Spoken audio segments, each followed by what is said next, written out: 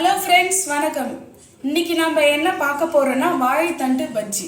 உங்களுக்கே தெரியும் வாழைத்தண்டில் என்ன மருத்துவ குணம் இருக்குன்னு. இருந்தாலும் நானும் சொல்கிறேன், வாழைத்தண்டு சாப்பிட்டா கிட்னியில் இருக்கிற கல் கரைஞ்சிடும். ஓகே, வாழைத்தண்டு பஜ்ஜி செய்வதற்கு தேவையான பொருட்கள் பார்க்கலாம் வாங்க. கடலை மாவு தேவையான அளவு, கரம் மசாலா, மல்லித்தூள், எலுமிச்சை பழம் ஆஃப், உப்பு தேவையான அளவு, வாழைத்தண்டை ஸ்லைஸாக கட் பண்ணியிருக்கோம். இப்போ நம்ம வாழைக்காய் பஜ்ஜி போடும்போது எப்படி கட் பண்ணுமோ அதே மாதிரி கட் பண்ணிக்கலாம். இஞ்சி பூண்டு விழுது தேவையான அளவு, கடலை எண்ணெய்.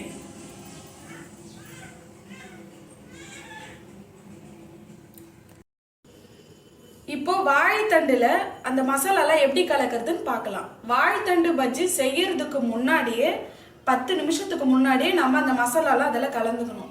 அப்போதான் அந்த மசாலாலாம் அதில் இறங்கி சாப்பிட்றதுக்கு இன்னும் நல்லா இருக்கும். இப்போ வாழைத்தண்டுல அந்த மசாலாலாம் எப்படி கலக்குதுன்னு பார்க்கலாம். ஒரு சின்ன பவுல் எடுத்துக்கலாம். கரம் மசாலா சேர்த்துக்கலாம், மல்லித்தூள், இஞ்சி பூண்டு பேஸ்ட் சேர்த்துக்கலாம், தேவையான அளவு உப்பு சேர்த்துக்கலாம்,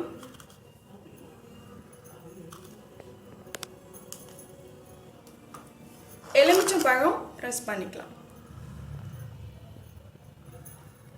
இப்போ லைட்டாக தண்ணி ஊற்றி நம்ம கலந்துக்கலாம்.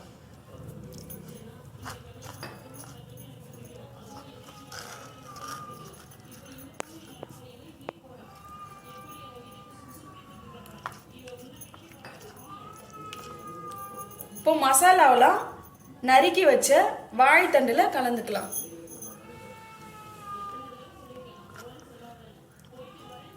இப்படி நல்லா அந்த எல்லா இடத்துலையுமே ஸ்ப்ரெட் ஆகிற மாதிரி நம்ம கலக்கணும். அப்போ தான் எல்லா இடத்துலையுமே இறங்கும், இன்னும் நல்லா இருக்கும்.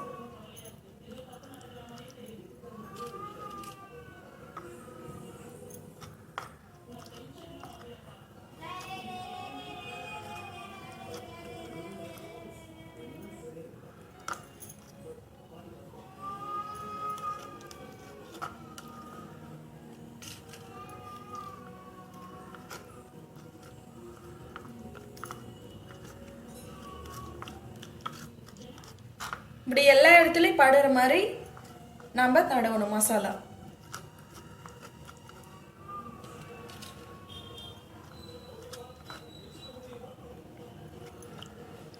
நிறைய பேருக்கு வாழைத்தண்டு பிடிக்காது. இந்த மாதிரி செஞ்சா இன்னும் நல்லா சாப்பிடுவாங்க. பிடிக்காதவங்க கூட சாப்பிடுவாங்க.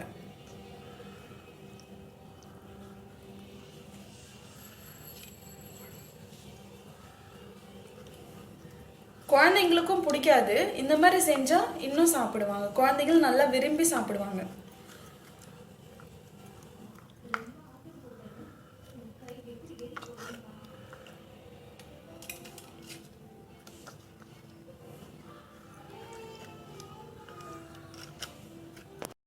ஓகே, மசாலாலாம் வாழைத்தண்டுல கலந்தாச்சு. ஒரு 10 நிமிஷம் ஊறணும். 10 நிமிஷம் கழித்து எடுத்து நம்ம செய்யலாம். அந்த கேப்பில் நம்ம வந்துட்டு கடலை மாவில் தண்ணி ஊற்றி கலந்து உப்புலாம் கரெக்டாக இருக்கான்னு பார்த்துடலாம். பஜ்ஜி சுடுறதுக்கு கடலை மாவை நம்ம ரெடி பண்ணலாம். தண்ணி தேவையான அளவு ஊற்றிக்கலாம், உப்பு சேர்த்துக்கலாம். அதிலே உப்பு போட்டாச்சு. இதில் கொஞ்சம் பார்த்து போடுங்க. இப்போ நல்லா கரைச்சி விட்டுக்கலாம். கரைச்சி விட்டுக்கலாம். தண்ணி கொஞ்சம் கரெக்டாக ஊற்றணும். தண்ணி அதிகமாகிடுச்சுன்னா அந்த மாவு வந்துட்டு அந்த வாழைத்தண்டில் வந்துட்டு ஒட்டாது.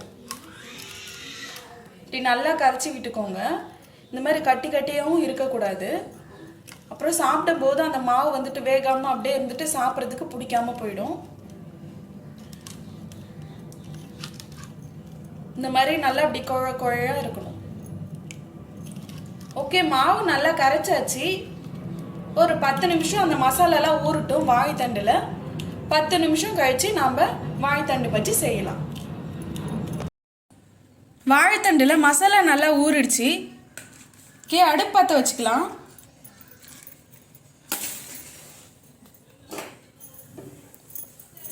கடாய் வச்சுக்கலாம்.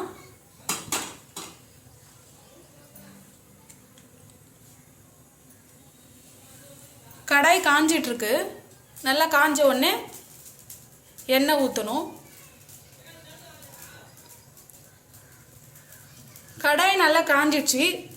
தேவையான அளவு எண்ணெய் ஊற்றிக்கலாம்.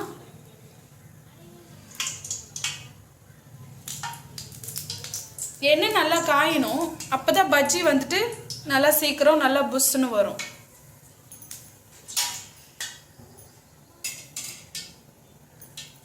இப்போ இந்த பஜ்ஜி நம்ம சாப்பாட்டில், குழம்புல, ரசம், சாம்பார் எல்லாத்துலேயுமே சேர்த்து சாப்பிட்லாம். ஸ்நாக்ஸாகவும் சாப்பிட்லாம்.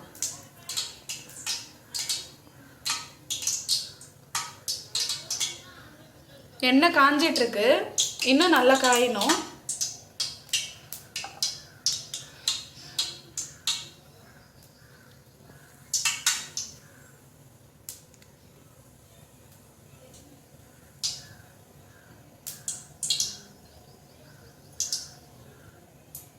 இன்னும் காயில காஞ்சிட்ருக்கு. எண்ணெய் காஞ்சிச்சான்னு பார்க்குறதுக்கு கடலை மாவை எண்ணெயில் ஒரு ட்ராப் விட்டு பார்க்கலாம். ஓகே, நல்லா காஞ்சிடுச்சு. இப்போ நம்ம வாழைத்தண்டு பஜ்ஜி போடலாம். மாவில் நல்லா அப்படி முக்கி எடுத்துட்டு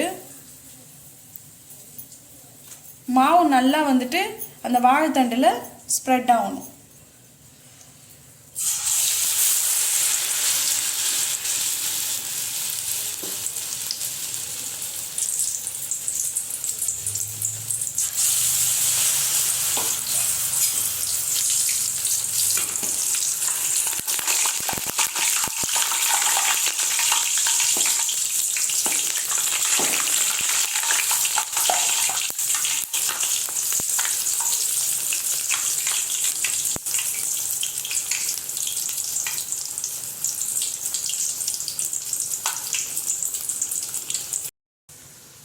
பஜ்ஜி நல்லா வெந்துடுச்சு. இப்போ எடுத்துக்கலாம்.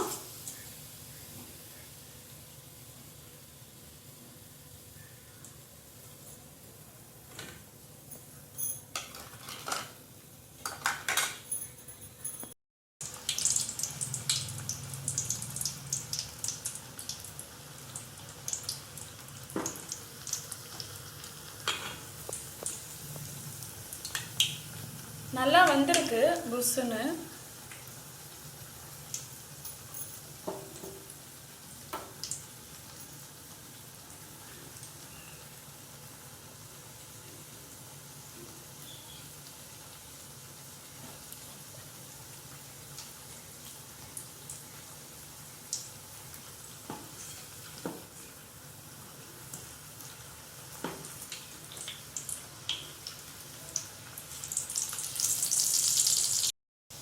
வாழைத்தண்டு பஜ்ஜி சூப்பராக வந்துடுச்சு.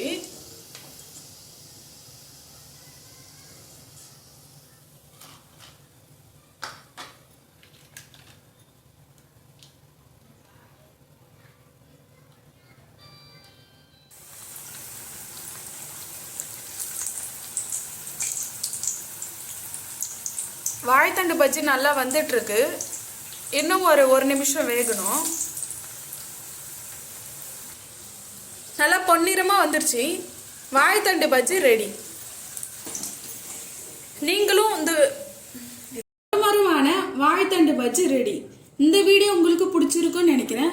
நீங்களும் உங்கள் வீட்டில் ட்ரை பண்ணி பார்த்துட்டு லைக் பண்ணுங்கள், ஷேர் பண்ணுங்கள், கமெண்ட் பண்ணுங்கள், சப்ஸ்கிரைப் பண்ணுங்கள். மறக்காமல் பெல் பட்டனை ஐக்கான் பண்ணுங்கள்.